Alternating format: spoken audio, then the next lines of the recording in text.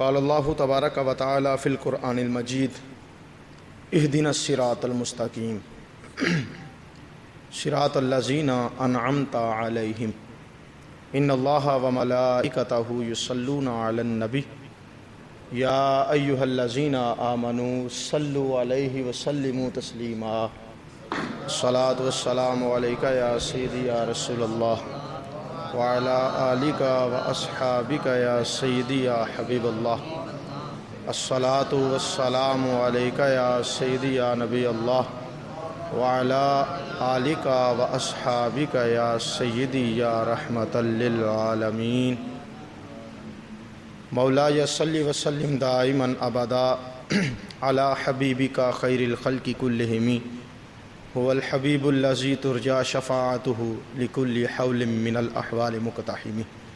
حمد و صلوات کے بعد نہایت ہی واجب الاحترام سامعین گرامی قدر، آج کی ہماری نشست کا عنوان ہے تقلید اور فقہ حنفی کی ضرورت۔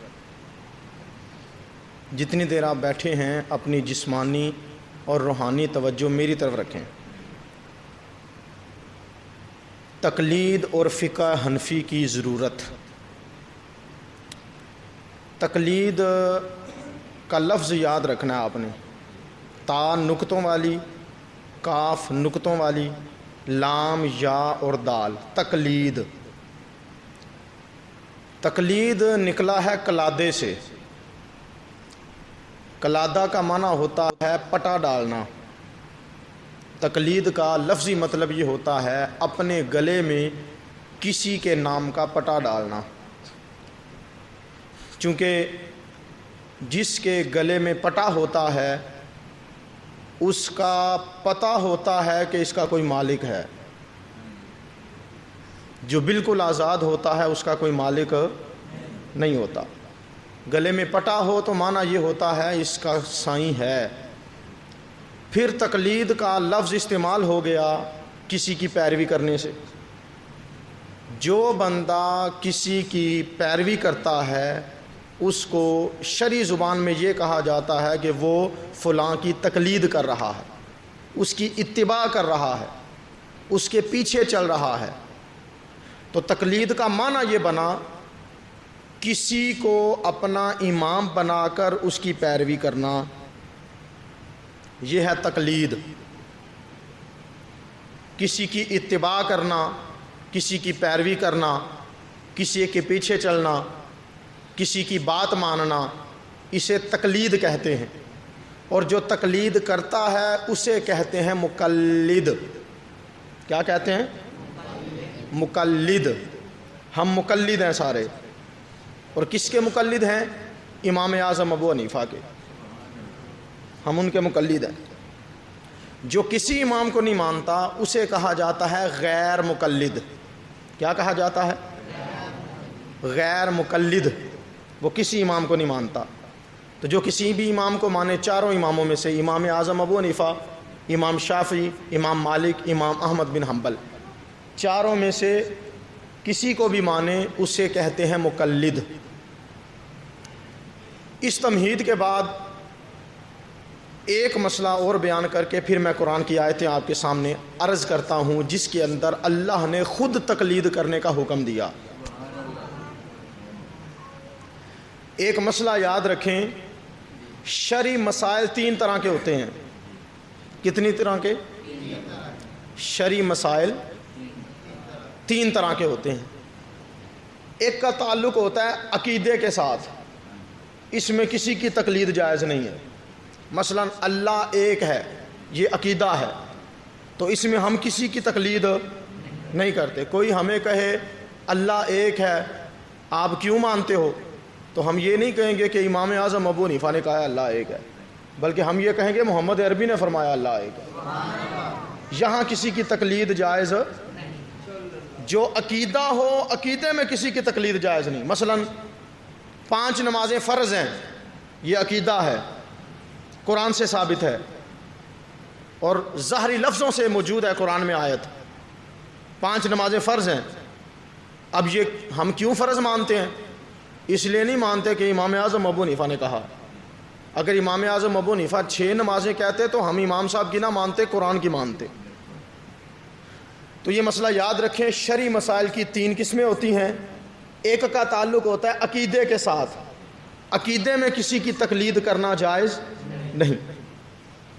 دوسرے مسائل ہوتے ہیں جن کا تعلق ہوتا ہے احکام کے ساتھ،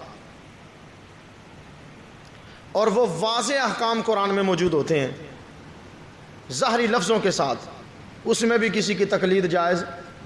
مثلا اللہ نے فرمایا رمضان کے کتنے روزے ہیں؟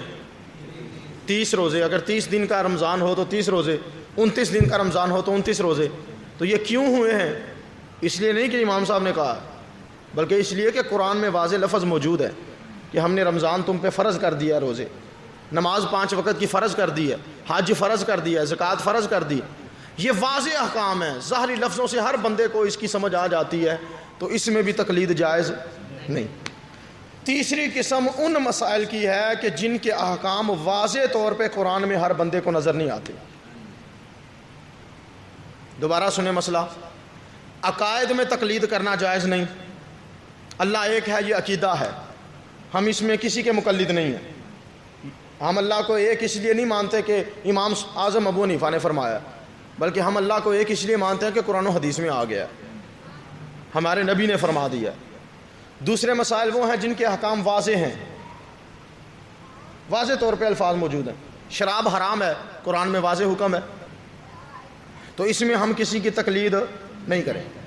اب رہ گئے وہ مسائل کہ جو ہر بندہ قرآن سے مسئلہ نہیں نکال سکتا، ان میں غور و فکر کرنا، ان میں تحقیق کرنا یہ ضروری ہوتا ہے، پھر مسائل کی سمجھ آتی ہے، اس میں ہم تقلید کرتے ہیں، ان مسائل میں ہم تقلید کرتے ہیں۔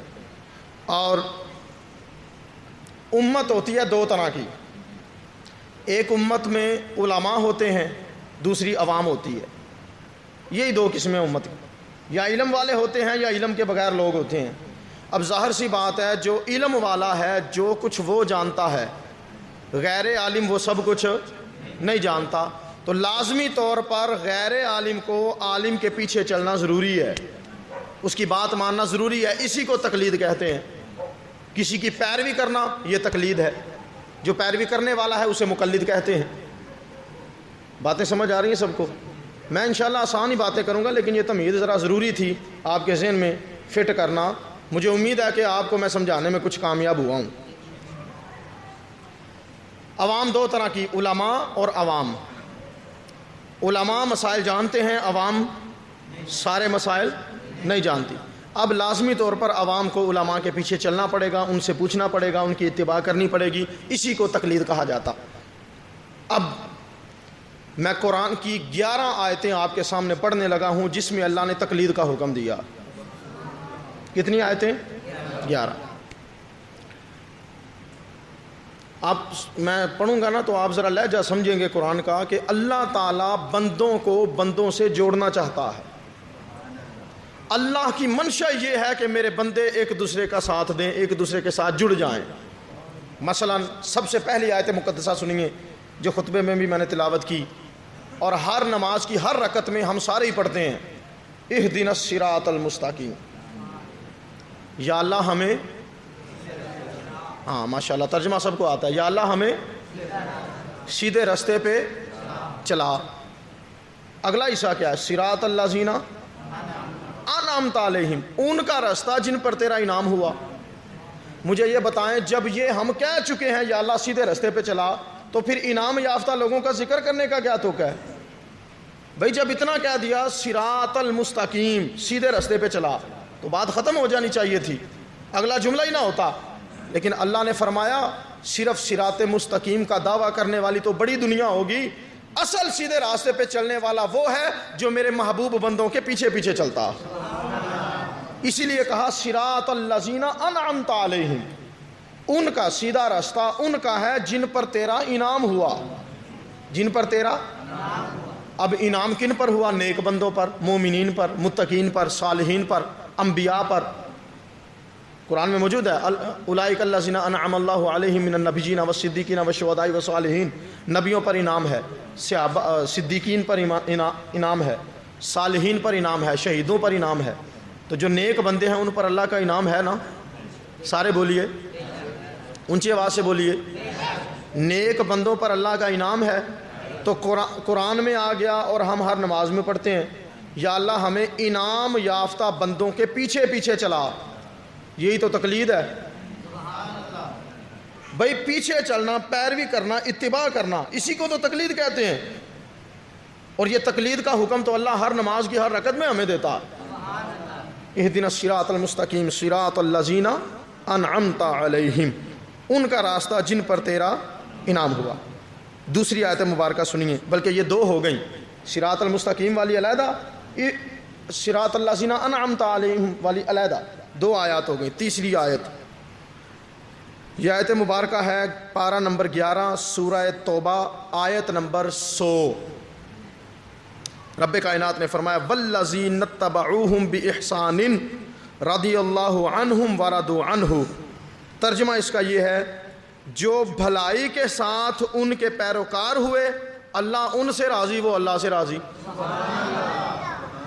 یعنی بھلائی کے کاموں میں ایک دوسرے کی پیروی کرنا، اللہ راضی ہوتا ہے ان کاموں سے، اللہ، یہ بھی تقلید کا ثبوت ہے قرآن سے۔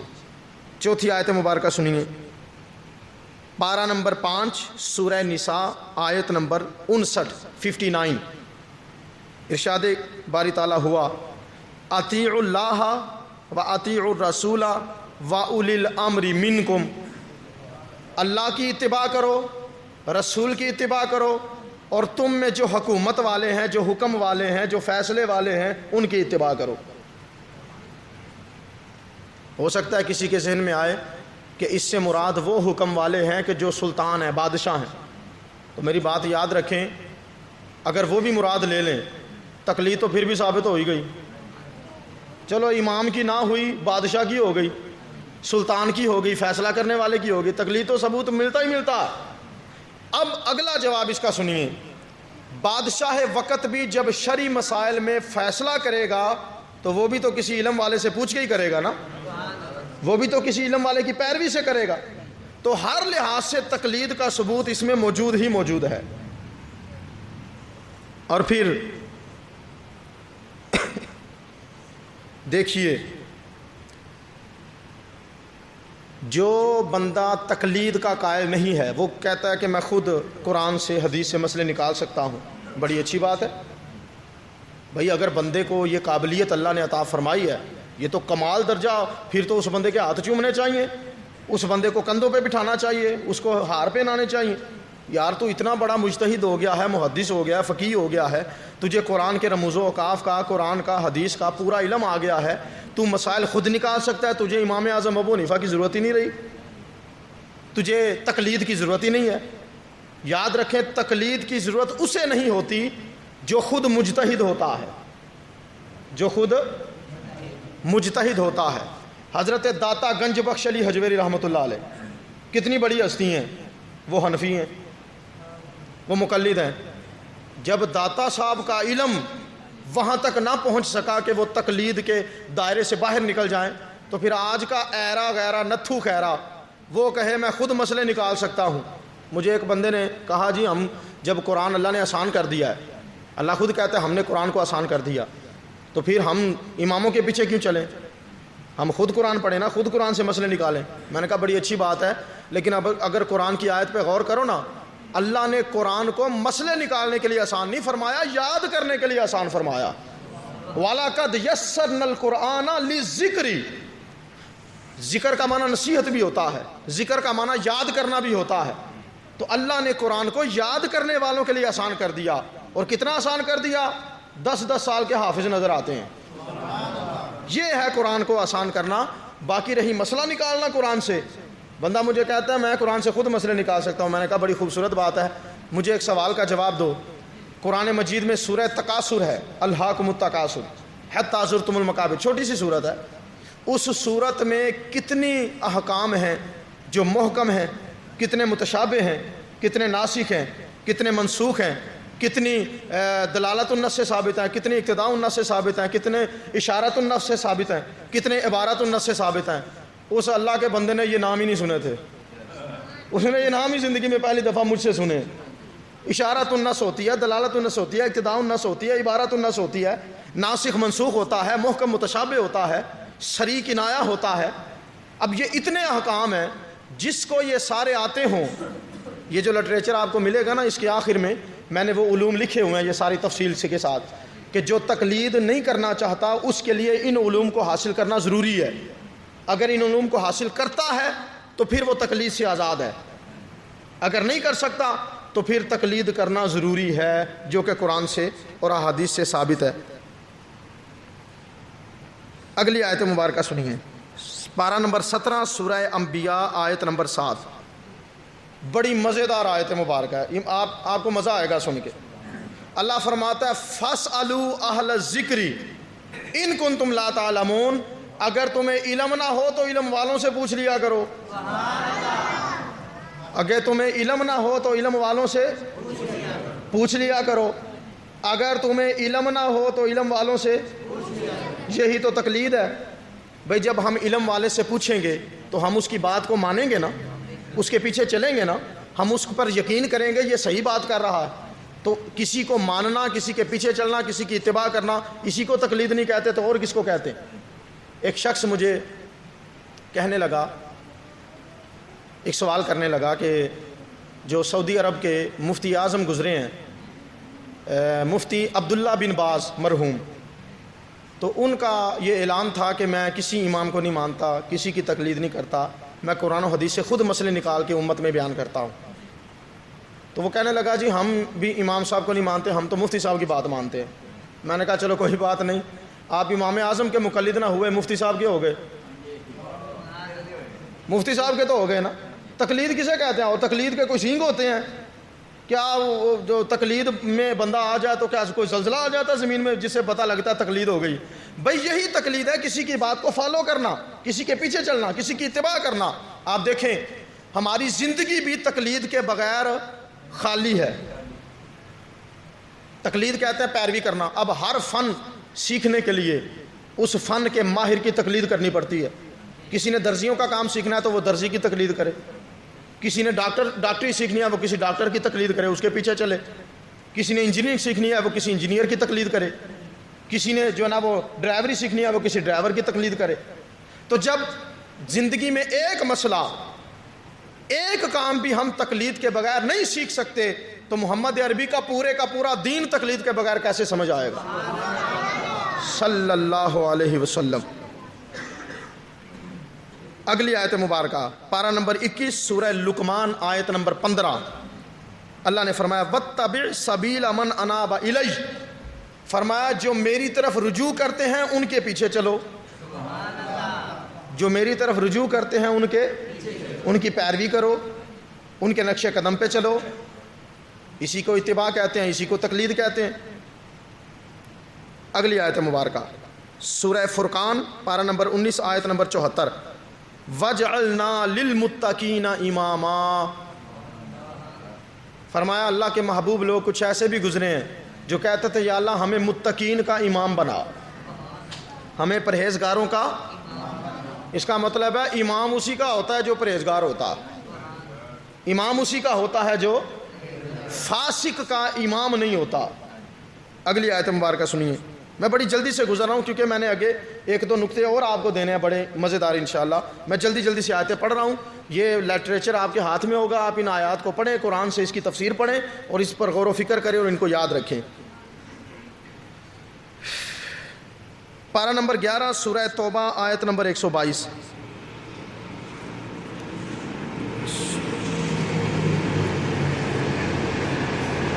ارشاد باری تعالیٰ ہے فَلَوْلَا نَفَرَ مِن كُلِّ فِرْقَةٍ مِّنْهُمْ طَائِفَةٌ لِيَتَفَقَّهُوا فِي الدِّينِ وَلِيُنذِرُوا قَوْمَهُمْ إِذَا رَجَعُوا إِلَيْهِمْ لَعَلَّهُمْ يَحْذَرُونَ۔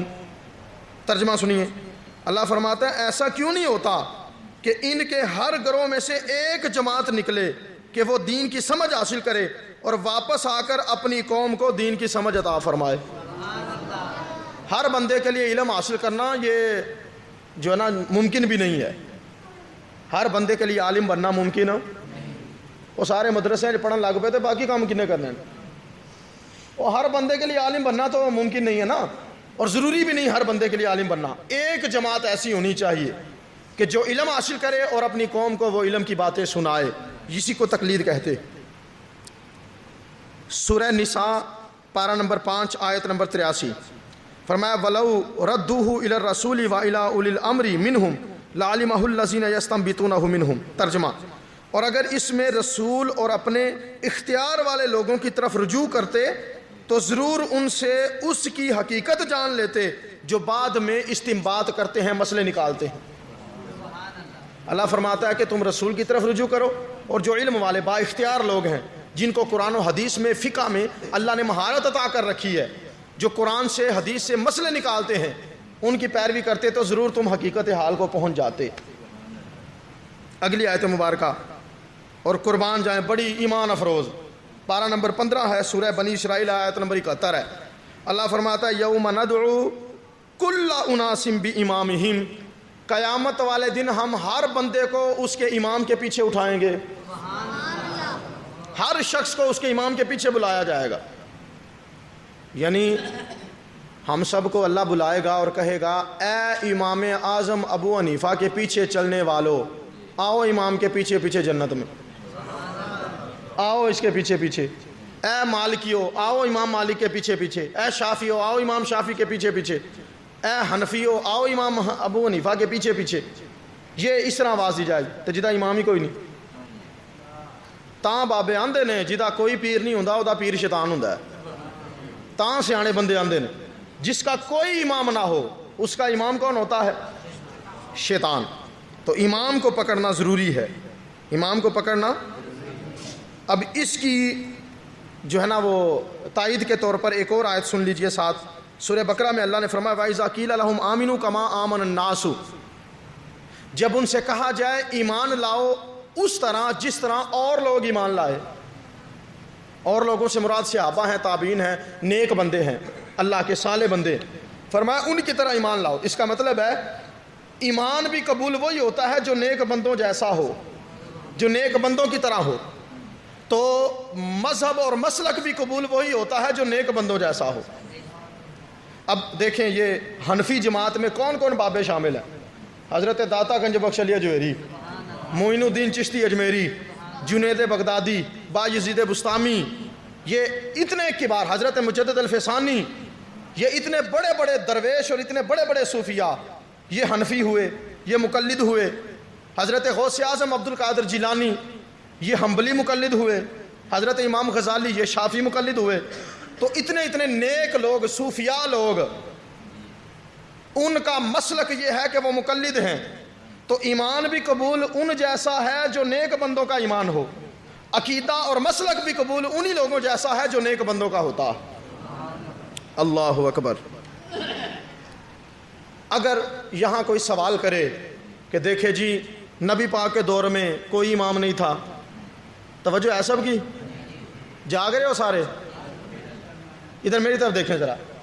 اگر کوئی شخص یہ سوال کرے, ممکن ہے ذہن میں آ سکتا ہے کہ بھئی صحابہ کرام کسی کے مقلد نہیں ہوئے تھے, نہ وہ حنفی نہ شافی نہ مالکی نہ حنبلی, کسی کی تقلید نہیں کرتے تھے صحابہ کرام, تو ہم کیوں کریں؟ سوال سمجھ آیا؟ جواب بھی آئے گا انشاءاللہ. سوال یہ ہے صحابہ کسی کے مقلد نہیں, نہ حنفی نہ مالکی نہ شافی نہ حنبلی, تو ہم کیوں بنے؟ مجھے یہ بتائیں, صحابہ کو تو تقلید کرنے کی ضرورت ہی نہیں تھی. صحابہ کو تقلید کرنے کی, جو فصل جو کھیت دریا سے دور ہوتا ہے نا, اسے نہر کے ذریعے پانی کی ضرورت ہوتی ہے, اور جو دریا کے کنارے ہوتا ہے اسے نہر کی لوڑ نہیں پڑتی. جو دریا کے کنارے ہوتا ہے اسے نہر کی لوڑ نہیں پڑتی. ہم جو سرکار کے زمانے سے اتنا دور ہیں, درمیان میں صحابہ, تابعین, محدثین, ائمہ, فقہا, ان کا زمانہ ہے, تو ہمارے لیے اماموں کی بات ماننا واجب ہے, ضروری ہے. صحابہ کے تو سامنے چہرہ ودھا چمکتا تھا, صحابہ کے تو سامنے حضور تشریف فرما ہوتے تھے, وہ تقلید کیوں کریں؟ اور صحابہ تو جو خود امام ہوتا ہے نا وہ کسی کی تقلید نہیں کرتا.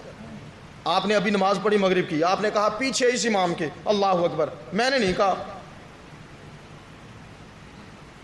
آپ نے نیت کی نا, آپ نے کہا پیچھے اس امام کے, اللہ اکبر. میں نے تو نہیں کہا پیچھے اس امام کے اللہ اکبر. کیوں بھائی؟ میں تو خود امام بنا ہوا تھا.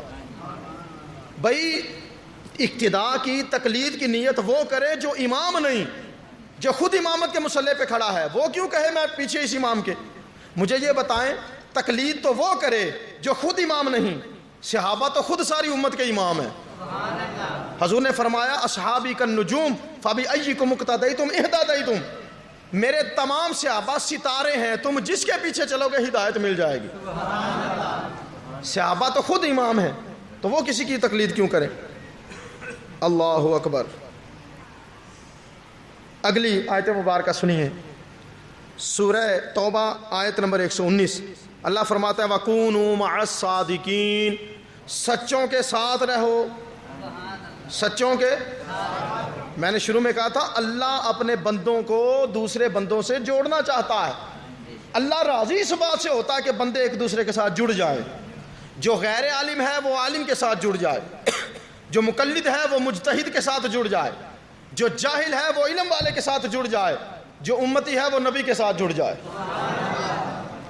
ایک سوال میں نے شروع میں کہا تھا، بلکہ ابھی میں نے دہرایا، کہ اگر کوئی بندہ یہ سوال کرے کہ صحابہ نے تقلید نہیں کی، ہم کیوں کریں؟ سرکار کے زمانے میں فقہ نہیں ہوتی تھی کوئی بھی، ہم کیوں کریں؟ تو یہ تو بالکل ایسا ہی سوال ہوگا. ماشاءاللہ، اہلا و سہلا مرحبا. آگے تشریف لیں، ادھر آ. اللہ تعالیٰ آپ کا آنا مبارک فرمائے.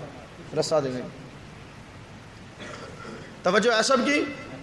اگر کوئی بندہ سوال کرے کہ صحابہ کسی کے مقلد نہیں، ہم کیوں ہوں، یہ تو بالکل ایسا ہی ہوگا کہ بندہ سوچے کہ نبی کسی کے امتی نہیں تو ہم امتی کیوں بنیں؟ کیا میرے نبی پاک علیہ الصلوۃ والسلام ہمارے آقا کسی نبی کے امتی ہیں؟ تو پھر ہم کیوں ہیں حضور کے؟ بھائی حضور امتی کیوں ہوں؟ حضور تو خود امام الانبیاء ہیں، حضور تو خود نبیوں کے نبی ہیں. تو جو نبی ہوتا ہے وہ امتی نہیں ہوتا. ہم امتی اس لیے ہیں کہ ہم نبی نہیں ہیں. حضور نبی تھے اس لیے امتی نہیں ہوئے. تو ہم مقلد اس لیے ہیں کہ ہم امام نہیں. صحابہ مقلد اس لیے نہیں تھے کہ وہ سب رشد و ہدایت کے امام تھے.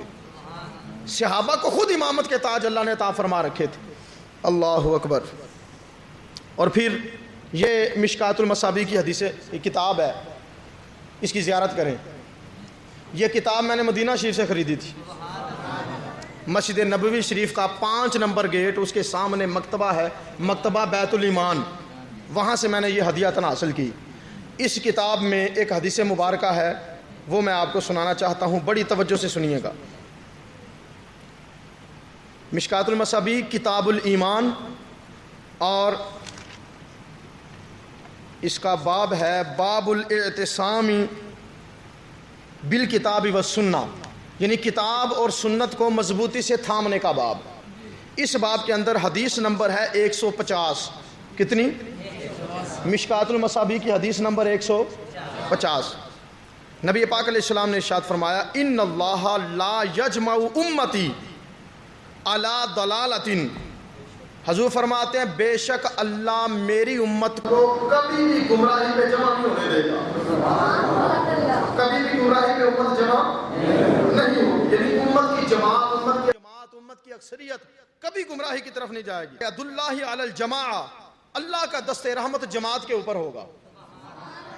ومن شذ شذ فی النار، جو جماعت سے علیحدہ ہو گیا اللہ اسے علیحدہ کر کے جہنم میں پھینک دے گا. اس کا مطلب ہے کہ جماعت کے ساتھ ملنا ضروری ہے. جماعت کے ساتھ ملنا ضروری ہے. اور اہل سنت سے بڑی جماعت کون سی ہوگی؟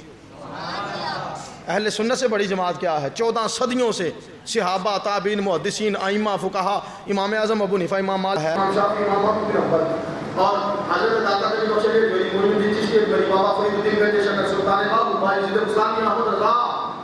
یہ اتنے بزرگان دین ہمارے جو ان کی لائن ہے، جو ان کی اتباع کرے گا، جو ان کے پیچھے پیچھے چلے گا، وہ جماعت میں شامل ہے. حدیث نمبر 151، اسی سے اگلی حدیث. نبی پاک علیہ السلام نے ارشاد فرمایا، حضرت عمر فاروق نے آ کے عرض کی انا نسمع احادیث من یہودا تعجبنا. حضور ہم یہودیوں سے ایسی ایسی حدیثیں، ایسی ایسی باتیں سنتے ہیں، ہمیں بڑی حیرانگی ہوتی ہے سن کے. سادہ لفظوں میں سمجھ لیں، حضرت عمر یہ کہہ رہے تھے حضور یہودیوں کے مولوی اتنی اچھی اچھی بعض اوقات تقریریں کرتے ہیں بعض اوقات بڑے بڑے اچھے واقعے سناتے ہیں تو ہمیں دل کو لگتے ہیں، تو کیا ہم سن سکتے ہیں؟ اللہ اکبر۔ نبی پاک نے فرمایا امتحوکون انتم کما تحوکت الیہود والنصارى، عمر کیا تم اپنے دین میں ایسے شک میں پڑ گئے ہو جس طرح یہودی اور نصرانی پڑ گئے تھے؟ اوہ اپنے دین میں تمہیں شک آ گیا ہے جو دوسرے کے دین کی باتیں سنو گے؟ فرمایا سنو، وَلَوْ كَانَ مُوسَىٰ حَيًّا مَا وَسِعَهُ إِلَّا اتَّبَاعِي، فرمایا خدا کی قسم اگر اللہ کا نبی موسیٰ علیہ السلام اگر وہ آج باقاعد حیات دنیا میں زمین کے اوپر بظاہر زندہ ہوتے تو میری پیروی کرنے کے سوا ان کے پاس بھی راستہ کوئی نہ ہوتا۔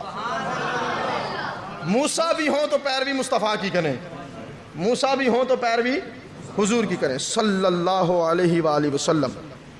اور حدیث نمبر 155 ہے، نبی پاک علیہ السلام، حضرت ابو ذر غفاری سے روایت ہے، نبی پاک علیہ السلام نے ارشاد فرمایا من فارق الجماعت شبران فقد خلا ربقۃ الاسلام من عنقہ، حضور نے فرمایا جو ایک کثیر جماعت سے ایک بالشت بھی ادھر ادھر چلا، جو جماعت سے ایک بالشت بھی ادھر ادھر چلا، گویا اس نے اپنے اسلام کو ختم کر لیا۔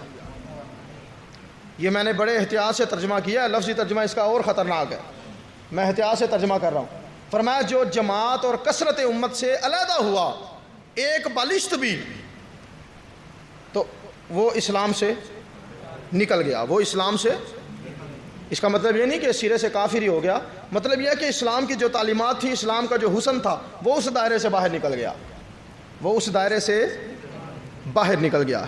اب آئیے یہ جو آخر میں نے چند باتیں عرض کی ہیں، بلکہ ایک حدیث پاک بھی ساتھ سن لیں۔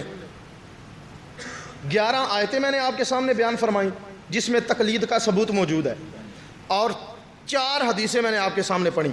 اب 5ویں حدیث، یہ کتاب ہے جاء الحق، یہ کون سی کتاب ہے؟ جاء الحق۔ اس کتاب کو لکھا اس بابے نے ہے جس کو ڈائریکٹ احمد رضا کا فیض نصیب ہوا، مفتی احمد یار خان نعیمی علیہ رحمہ، امام اعظم حضرت امام احمد رضا خان فاضل بریلوی رحمۃ اللہ تعالی علیہ آپ کے متبعین میں سے ہیں، اور اس میں آپ نے جتنے بھی فقہی اور شرعی مسائل ہیں اور جو امت کے اجماعی مسائل ہیں ان کے دلائل تفصیل سے بیان کیے ہیں۔ اس کتاب کو اگر آپ حاصل کر سکتے ہیں تو آپ ہدیۃً حاصل کریں، اور اس کتاب کی تخریج بھی سعید الحق کے نام سے مارکیٹ میں موجود ہے۔ اصل کتاب کا نام ہے جاء الحق، لیکن اس کی تخریج کرنے والے جس نے تخریج کی اس نے اس کا نام رکھا سعید الحق تخریج جاء الحق۔ اس کتاب پہ قانونی طور پہ ویسے پابندی لگ گئی تھی، اب سنا ہے کہ وہ پابندی پھر اٹھ گئی ہے، تو یہ اب ظاہر ہے جو مخالفین ہوتے ہیں وہ تو پابندیاں لگانے کی بڑی کوشش کرتے ہیں نا پھر، تو اب اس میں یہ حدیث پاک آپ نے بیان کی ہے، مشکات المصابیح کی حدیث پاک ہے، باب العمل فی القضاء کے بیان میں حضور علیہ السلام نے ارشاد فرمایا اذا حکم الحاکم فاجتہد واصاب فلہ اجران واذا حکم فاجتہد واخطأ فلہ اجر واحد، فرمایا جب حاکم فیصلہ کرے تو اجتہاد کے ساتھ کرے، اگر صحیح فیصلہ کرے گا تو اسے 2 ثواب دیا جائے گا، اور اگر فیصلہ کرے اور خطا کر لے تو پھر بھی 1 ثواب ضرور ملے گا۔ مجتہد اپنی غلطی میں معذور ہوتا، مجتہد اپنی غلطی میں معذور ہوتا ہے، اسے کہتے ہیں خطائے اجتہادی، خطائے اجتہادی، یہ لفظ آپ ذہن میں رکھیں، خطائے اجتہادی، جو خطائے اجتہادی ہوتی ہے یہ معاف ہوتی ہے، یعنی اس کے پاس علم تھا، قانون شریعت کا، اسلام کا، اصول فقہ کے تمام علوم پر دسترس حاصل تھی، اس نے کسی آیت سے کسی حدیث سے کوئی مسئلہ نکالا، تحقیق کی، اس کا انداز غلط تھا، مسئلہ اس نے نکالا، وہ اسے غلطی لگ گئی، اس کے باوجود اللہ تعالیٰ اسے اجر عطا فرماتا، اس کے باوجود اسے اجر عطا فرماتا۔ اللہ اکبر۔ اور جو مجتہدین ہوتے ہیں یہ قیاس سے فیصلہ کرتے ہیں۔ اصول فقہ 4 ہیں، 4 قسم کے احکام ہیں، اصول ہیں جن سے حکم ثابت ہوتا ہے۔ ایک ہوتا ہے قرآن، ایک ہوتا ہے سنت یعنی حضور کی حدیثیں، ایک ہوتا ہے اجماع یعنی امت کے اجماع، اور تمام فقہا اور جو اجلہ کبار لوگ ہیں وہ کسی ایک مسئلے پر جمع ہو جائیں تو وہ بھی قانون شریعت کی نظر میں وہ اتھینٹک بات ہوتی ہے۔ اور چوتھا مرحلہ ہے قیاس کا، اس کی دلیل حدیث پاک میں موجود ہے. نبی پاک علیہ السلام نے حضرت معاذ ابن جبل رضی اللہ تعالیٰ عنہ کو یمن کا گورنر بنا کے بھیجا. فرمایا معاذ کیسے فیصلہ کرو گے لوگوں میں؟ تو حضرت معاذ نے عرض کی حضور میں قرآن پڑھوں گا، قرآن سے فیصلہ کروں گا. تو حضور علیہ السلام نے فرمایا اگر قرآن میں تمہیں وہ فیصلہ نہ ملے پھر کیا کرو گے؟ عرض کی حضور پھر آپ کی حدیث پڑھوں گا، حدیث سے حاصل کروں گا. حضور نے فرمایا اگر حدیث میں بھی تمہیں نہ ملے تو کیا کرو گے؟ عرض کی حضور پھر میں اپنی رائے سے اجتہاد کروں گا، میں غور و فکر کروں گا قرآن کی آیتوں میں، اور میں غور و فکر کروں گا جو ہے یہ حدیثوں میں، تو ان سے مسائل جو میری عقل میں آئے وہ میں بیان کروں گا. چاہیے تھا نا حضور فرماتے بھائی تو ایسا کیوں کرے گا، ابھی قرآن نازل ہو رہا ہے، تو جا وہاں، اگر کوئی فیصلہ تجھے قرآن میں نہ ملا تو مجھے خط لکھنا. ممکن ہے اس وقت تک کوئی آیت نازل ہو چکی ہو تیرے مسئلے کے مطابق، تو میں وہ آیت بھیج دوں گا، پھر اس سے مسئلہ لے لینا. نہ، ابھی قرآن آ رہا تھا، ابھی قرآن نازل ہو رہا تھا. حضور علیہ السلام نے جو لفظ بولے کمال کر دیا. میرے نبی پاک علیہ السلام نے ارشاد فرمایا الحمدللہ الذی وفق رسول اللہ لما یرضی بہ رسول اللہ صلی اللہ علیہ وسلم. حضور نے فرمایا تمام تعریفیں، شکر ہے اس رب کا جس نے میری امت میں ایسے لوگ پیدا کیے جن سے اللہ بھی راضی ہے، اللہ کا رسول بھی راضی ہے. فرمایا رسول اللہ کے نائب کو جس نے وہ توفیق دی کہ اس کی رائے رسول کی رائے کے مطابق ہو گئی. وفق رسول اللہ، وہ موافق ہو گیا. مجھے بتائیں اس کا مطلب ہے قیاس حضور کو بھی پسند ہے. قیاس کرنا، غور و فکر کر کے مسئلہ نکالنا نہ پسند ہوتا تو حضور یہ دعا کیوں دیتے حضرت معاذ ابن جبل کو؟ کیوں دیتے؟ اس کا مطلب ہے حضور کو قیاس کرنا بھی پسند ہے، اور حضور قیاس کی مثال حضور کی اپنی زندگی میں موجود ہے. وہ بھی حدیث پاک سن لیجئے. ایک عورت حضور کی بارگاہ میں آئی تو اس نے آ کے عرض کی حضور میری والدہ نے حج کی نظر مانی تھی، میری والدہ نے منت مانی تھی کہ میں حج کروں، لیکن وہ فوت ہو گئی، اسے مہلت نہ ملی، کیا میں اس کی طرف سے حج کر سکتی ہوں؟ تو حضور علیہ السلام نے کیا ارشاد فرمایا ارأیت لو کان علی امک دین اکنت قاضیۃ. حضور نے فرمایا بتا اگر تیری ماں نے کسی کا قرضہ دینا ہوتا، وہ مقروض ہوتی، تو اپنی ماں کی طرف سے قرضہ دیتی تو اس کا ادا ہو جاتا؟ یہ قیاس سمجھے، اسے اجتہاد کی مثال ہے قیاس کی. فرمایا بتا اگر تیری ماں نے کسی کا قرضہ دینا ہوتا اور وہ قرضہ دیے بغیر چلی جاتی، تو اس کی طرف سے قرض دیتی تو ادا ہو جاتا؟ اس نے کہا حضور نعم. قالت نعم، کہا ہاں یا رسول اللہ ہو جاتا. فرمایا اقد الذی لہ فإن اللہ احق بالوفاء. فرمایا پھر حج بھی اس کی طرف سے کر لے، یہ اللہ کا قرضہ ہے، اللہ زیادہ حقدار ہے، اس حق کا قرضہ ادا کیا جائے. اللہ اس بات کا زیادہ حق رکھتا. تو فرمایا جب یہ قیاس کی مثال میں آپ کو دے رہا ہوں اجتہاد کی، کہ حضور نے ایک مسئلہ لیا اور اس مسئلے کے مطابق دوسرے مسئلے کو قیاس سے، اپنی جو ہے نا وہ دانائی مبارکہ سے حضور نے اس پر غور و فکر کر کے اس کا سوال کیا، تو اس کی عقل نے جو جواب دیا، بی بی کی عقل نے. حضور نے فیصلہ نہیں کیا کہ تو قرضہ دے تو ادا ہو جائے گا. پہلے کا قرآن حدیث میں موجود ہو تو وہ علیحدہ مسئلہ. اب جو حدیث کی کیفیت ہے وہ یہ ہے، حالت یہ ہے، حضور بی بی سے سوال پوچھ رہے ہیں، بتا اپنی عقل سے، بتا غور و فکر کر کے اگر قرضہ دیتی تو ہو جاتا؟ اس نے کہا ہو جاتا.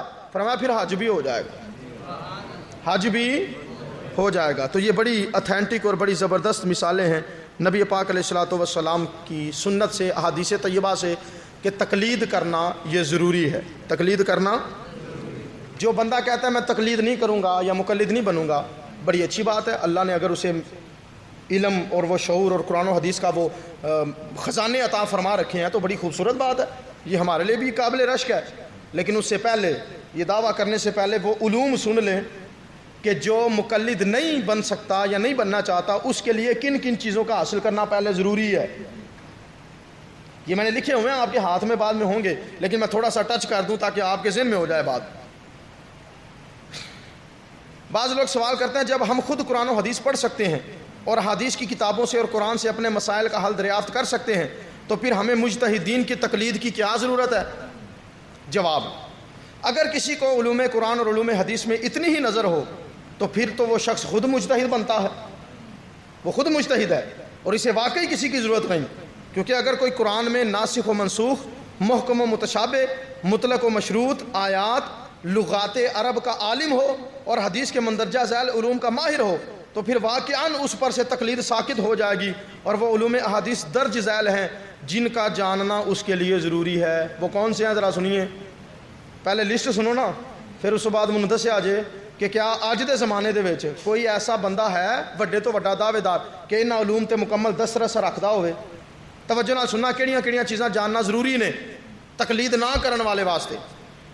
محدث کی صداقت کا علم، جس محدث نے حدیث روایت کی ہے اس کا پتہ ہو کہ یہ سچ بولتا ہے، جھوٹ نہیں بولتا۔ اسناد حدیث کا علم، حدیث کی جو سند ہے، اس نے اس سے سنا، اس نے اس سے سنا، اس نے اس سے سنا، اس نے رسول پاک سے سنا، یہ درمیان میں جتنے راوی ہیں ان سب کا پتہ ہو، ان کے باپ کا پتہ ہو، ان کی اماں جی کا پتہ ہو، ان کے بہن بھائیوں کا پتہ ہو، ان کے کردار کا پتہ ہو، اخلاق کا پتہ ہو، یہ ساری چیزوں کا پتہ ہو تو پھر وہ مجتہد بنے۔ اور صرف اتنا ہی نہیں، اگلی بھی سنیں اور کیا کیا پتہ ہو۔ حدیث عالی کا علم، حدیث نازل کا علم، روایات موقوفہ کا علم، ان اسناد کا علم جس کی سند پیغمبر اسلام سے ذکر نہ ہو، صحابہ کے مراتب کا علم، احادیث مرسلہ اور ان کے سلسلے میں پیش کی جانے والی دلیلوں کی معرفت، تابعین سے نقل کی گئی احادیث کا علم، اسناد مسلسل کا علم، اسناد معنعنہ کا علم، روایات معدل کا علم، احادیث مدرج کی پہچان کا علم، تابعین کی شناخت کا علم، تبع تابعین کی معرفت، اکابر و اصاغر کی معرفت، اولاد اصحاب کی معرفت، علم جرح و تعدیل کی معرفت، صحیح و سقیم کی پہچان، فقہ الحدیث کا علم، ناسخ و منسوخ کا علم، متن میں جو غریب الفاظ ہوں ان کا علم، احادیث مشہورہ کا علم، غریب اور نامانوس احادیث کا علم، احادیث مفرد کی پہچان کا علم، ان لوگوں کی معرفت جو حدیث میں تدلیس کر دیتے ہیں، حدیث کی علتوں کا علم، شاذ روایات کا علم، پیغمبر کی ان حدیث کا جانچنا جو دوسری حدیث سے معارض نہ ہو، ان حدیثوں کی معرفت جن کا کوئی رخ کسی رخ سے معارض نہ ہو، احادیث میں الفاظ زائد کی معرفت، محدثین کے مذہب کی اصطلاح، متون کی تحریری غلطیوں سے آگاہی، مذاکرہ حدیث کا جانچنا، مذاکرہ کرتے ہوئے راست گوئی کی معرفت، اسناد میں محدثین کی تحریری غلطیوں کی اطلاع، صحابہ تابعین اور ان کے بھائیوں کو بہنوں کی عصر حاضر تک پوری معرفت کا حاصل کرنا، صحابہ تابعین تبع تابعین کی معرفت جن میں سے بس ایک راوی کی روایت ہو، ان صحابہ تابعین اور ان کے پیرووں میں سے جو راوی ہیں عصر حاضر تک ان کے قبائل کی معرفت، صحابہ سے عصر حاضر تک کے محدثین کے انصاب کا علم، محدثین کے ناموں کا علم، صحابہ تبع تابعین اور عصر حاضر تک ان کے پیروں کی نیت کا جاننا، روایات حدیث کی وطن کی پہچان، صحابہ تبع تابعین تابعین کی اولاد ان کے غلاموں کی معرفت، محدثین کی عمر کا پتہ ہونا، ولادت سے وفات تک سارا علم ہونا، ان راویوں کی معرفت جو ایک دوسرے کے قریب ہیں، راویوں کے قبیلے، وطن، نام، کنیت، ان کے پیشوں کی متشابہات کا علم، غزوات پیغمبران کے ان خطوط وغیرہ کا علم جو انہوں نے بادشاہوں کو تحریر فرمائے، اصحاب حدیث نے جن ابواب کو جمع کیا ان کی معرفت، اور اس کے علاوہ ان احادیث کا جاننا، ضعیف حدیثوں کا جاننا،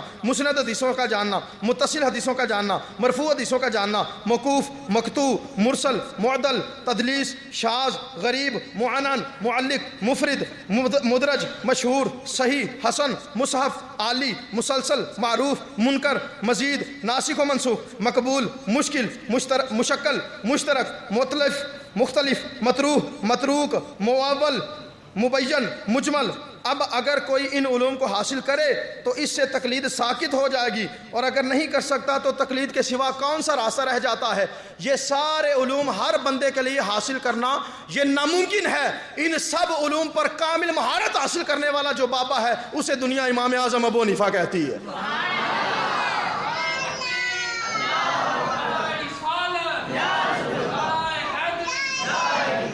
یہاں تو پھر حاصل کر لو سب کچھ، اور منو پورا یقین ہے کہ میں بھی نہیں کر سکتا حاصل۔ ان میں سے بہت سارے الفاظ آپ نے زندگی میں پہلی دفعہ سنے ہیں، اور بہت سارے الفاظ ہیں جن کا مجھے بھی پتہ کوئی نہیں، میں نے بس کتابوں سے مفسرین کے اقوال سے وہ نقل کرنی ہے، یہاں پرنٹ نکال لیا ہے صرف سمجھنے کے لیے کہ ان حدیثوں کا علم ہونا ضروری ہے ہمارے لیے۔ اور امام اعظم ابو حنیفہ کی عقل دیکھیے، آپ کی زیرک اور آپ کی دانائی دیکھیے۔ حضرت امام اعظم ابو حنیفہ رحمۃ اللہ تعالیٰ علیہ، آپ سے کسی نے پوچھا جب دو حدیثیں ایک دوسرے کا معارض آ جائیں، پچھلے اتوار بھی میں نے عرض کیا تھا، دہرائی بھی ہو جائے، جب دو حدیثیں معارض آ جائیں، ایک حدیث میں سرکار نے کچھ حکم دیا ہو، دوسری حدیث میں دوسرا حکم دیا ہو، ہم کس کو مانیں؟ فرمایا دونوں کو۔ دونوں کو مان سکتے ہیں، دونوں کو ایک وقت میں، ایک حدیث میں اور حکم ہے، ایک حدیث میں اور حکم ہے، دونوں کو مانو۔ حضور کیسے؟ فرمایا آپ نے مثال دی، فرمایا ایک حدیث میں آ گیا امام کے پیچھے فاتحہ نہ پڑھو.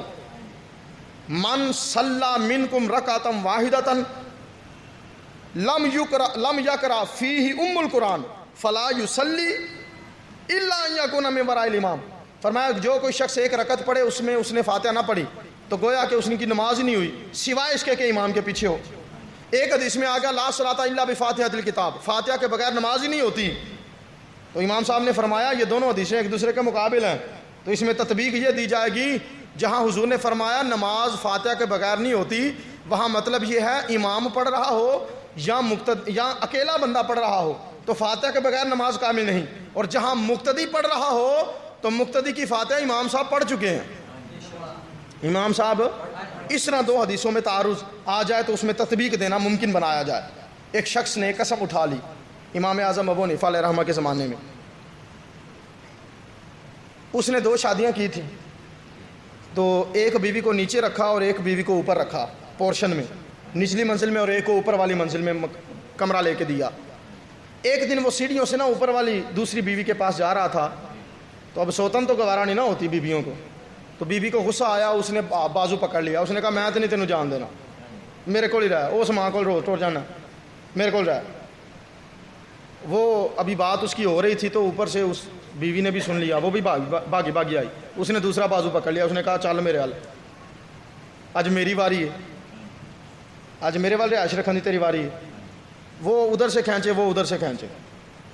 اب حضرت صاحب کو آ گیا غصہ، اس نے غصے میں آ کے کہا چل پھر انج تے انج ہی صحیح، جے میں تھلے تیرے کول جاواں تینوں بھی طلاق، تے جے اتنے تیرے کول جاواں تینوں بھی طلاق، جے تھلے تیرے کول جاواں تینوں بھی طلاق، جے اتنے تیرے کول جاواں تینوں بھی طلاق. اب غصے میں بندہ بول تو دیتا ہے، طلاق غصے میں دی جاتی ہے نا. ہاں یہ بھی مسئلہ بڑا لوگ پوچھتے ہیں حضرت جی غصے سے طلاق دیتی ہے ہو گئی ہے کہ نہیں. بندہ ایک پوچھتا ہے غصے سے طلاق دیتی ہے، غصے چ میں کیا ہو گئی حضرت جی غصے چ، وہ میں کیا ہو گئی کہندا غصے چ. وہ میں کہا کدی انج بھی ہویا بندہ گھر آیا ہوئے کریلے گوشت پکے ہون بڑے سونے نال کچی لسی تے تندور دی روٹی تے بندہ آ کے کھائے تے بڑا راضی ہویا، لے بھائی بی اے میں تیرے تو بڑا راضی ہاں، اج تو بڑا خوش کر چھڑیا مینوں لہذا تینوں طلاق. وہ کدی خوش ہو کے بھی طلاق دیتی ہے کسی نے؟ وہ غصے نال ہی دیتی جاندی ہے. اب غصے میں آ کے اس نے طلاق دے دی. اچھا غصے میں بندہ طلاق تو دے دیتا ہے لیکن بعد میں پچھتاوا ہو گیا اسے. ہوں حضرت صاحب سیڑھیاں تے ہی بہ رہے، وہ کہندا میں تھلے جاواں انہوں بھی طلاق، اتنے جاواں انہوں بھی طلاق، میرا کدھر میں کدھر بنے گا میرا. اب وہیں سے بندہ بھجوایا اس نے، جا مولویاں کو مسئلہ پوچھ کے آ میرا کی حال ہے، مینوں سیڑھیاں تو تھلے تے لاؤ. حضرت صاحب سیڑھیاں تے ہی ٹنگے رہے نے. اچھا کیونکہ مولویاں دی بھی لوڑ سانوں ادوں ہی پیندی ہے جدوں مشکل آندی ہے، جدوں مشکل آندی. اچھا وہ چلتے چلتے زمانہ گزرتے گزرتے اب وقت مختلف علماء سے پوچھتے پوچھاتے، اس کے نصیب اچھے تھے، اس کا بندہ آ گیا امام اعظم ابو حنیفہ کے پاس. میں آپ کو بتا رہا ہوں زیرک اور عقل اور دانائی اور فہم ان کے پاس آ گیا. کہنے لگا حضرت جی میرا استاد تھے، انہیں سیڑھی تے بہ کے طلاق دے چھڑی بیبی نوں، انہیں قسم کھا لی جے تھلے تیرے کول جاواں تینوں بھی طلاق، جے اتنے تیرے کول جاواں تینوں بھی طلاق. ہن وہ سیڑھیاں تے حضرت صاحب ٹنگے نے تے انہاں دا کی بنے گا. امام اعظم ابو حنیفہ نے فرمایا اس نے قسم کیا اٹھائی تھی؟ کہا حضرت جی قسم یہ اٹھائی تھی اوپر تیرے پاس جاؤں تجھے بھی طلاق، نیچے تیرے پاس جاؤں تجھے بھی طلاق. مسئلہ کا حل کیا ہے؟ فرمایا بالکل آسان ہے مسئلہ. فرمایا جو نیچے رہنے والی ہے نا اسے اوپر شفٹ کر دے، جو اوپر رہنے والی ہے اسے نیچے شفٹ کر دے، دونوں کے پاس جا کسی کو طلاق نہیں ہوگی، دونوں کے پاس جا کسی کو طلاق نہیں ہوگی. تو یہ دانائی اللہ نے اس بندے کو عطا فرما رکھی تھی، اسی لیے تو اسے کہتے ہیں امام اعظم. اب اگلے اتوار کو میں انشاءاللہ یہ بھی بتاؤں گا ہم انہیں امام اعظم کیوں کہتے ہیں. بعض لوگوں کا یہ بھی اعتراض ہے، وہ کہتے ہیں امام اعظم تو حضور ہیں، سب سے بڑے امام نبی پاک ہیں، تو آپ امام اعظم، آپ ابو حنیفہ کو امام اعظم بنا دیتے ہو، وہ امام اعظم ہے. مجھے یہ بتائیں سب سے بڑا سچا کون ہے؟ حضور. سب سے بڑا سچا کون ہے؟ اللہ کی مخلوق میں سب سے بڑا سچ بولنے والا کون ہے؟ تو پھر صدیق اکبر حضور کو ہونا چاہیے تھا. یہاں ابو بکر ہیں. حق و باطل میں سب سے بڑا فرق کرنے والا کون ہے مخلوق میں؟ حضور. تو پھر فاروق اعظم حضور کو ہونا چاہیے تھا، ہم ان کو نہیں کہتے، حضرت عمر کو کہتے ہیں. تو سب سے بڑا امام حضور ہی ہیں. لیکن جب یہ 4 اماموں کا تذکرہ چھڑے فقہ کے اماموں کا، تو وہاں ہم کہتے ہیں سب سے بڑا امام امام اعظم ابو حنیفہ. میں آپ کے سامنے استاد ہوں، آپ کے سامنے امام ہوں، اپنے استاد کے سامنے میں چھوٹا سا بچہ ہوں. اسی طریقے سے امام اعظم ابو حنیفہ ہمارے سامنے امام اعظم ہیں، سرکار کے در کے وہ بھی نوکر ہیں، سرکار کے در کے وہ بھی نوکر ہیں۔ اب آخری عقلی دلیل، یہ قرآن کی 11 آیتوں کی دلیلیں میں نے آپ کے سامنے تقلید کے ثبوت میں بیان کی، اور 5 حدیثیں میں نے آپ کے سامنے عرض کی۔ اب عقلی دلیل سنیے۔ بندے نے کلف شلف لا کے لٹھے دا سوٹ پایا ہے، تیل سے لا کے نہا دھو کے خوشبو پرفیوم لا کے اور نویں بوٹ پا کے تے ویسکوٹ پا کے بڑا لش پش ہو کے گیا ہے، لاہور جانا ہے، جا کے گڈی تے بیٹھا ہے، ڈرائیور نو کہندا گڈی منوں بھی چلانی آندی ہے، تو پیچھے ہو میں چلانا،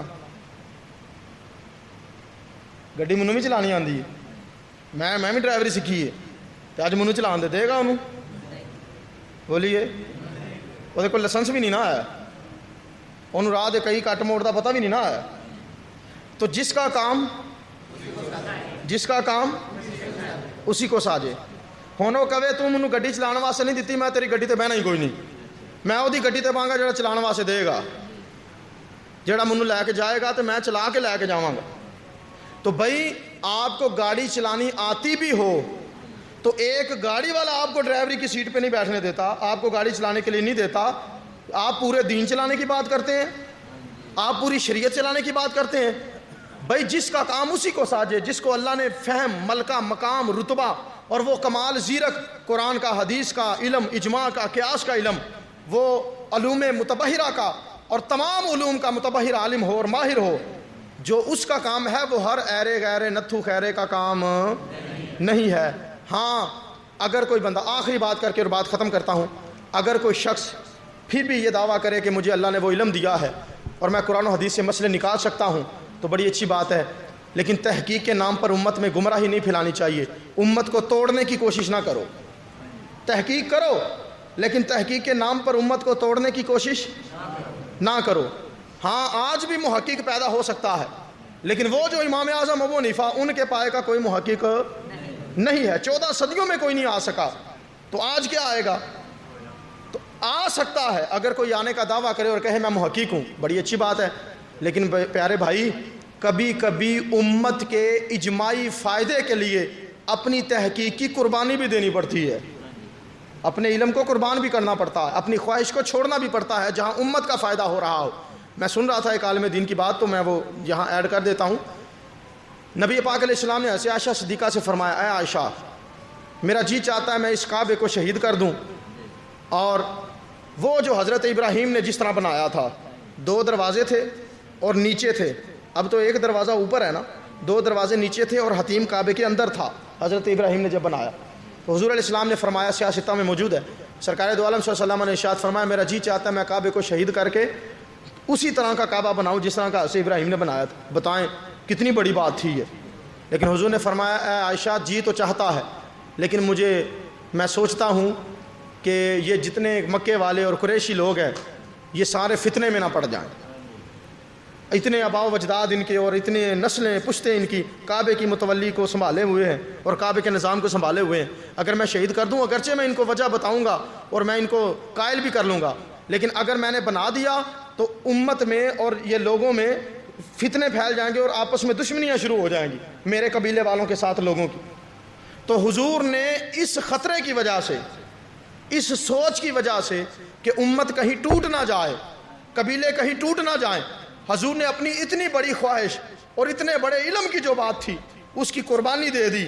لہٰذا آج کے زمانے میں بھی حضور کی سنت سے یہ ثابت ہے کہ جہاں امت کا اجماعی فائدہ ہوتا ہو، امت کو ٹوٹنے سے بچانے کے لیے اپنی تحقیق کی قربانی دینا ضروری ہے۔ آج کل تحقیق کے نام پر فتنے پھیلائے جا رہے ہیں اور امت کو توڑنے کی کوشش کی جا رہی ہے۔ دعا کریں اللہ تبارک و تعالی اس کاوش کو مجھ سے قبول فرمائے اور آپ سب حضرات کے لیے اس کو نفع بخش بنائے اور امت مسلمہ کے لیے نفع بخش بنائے۔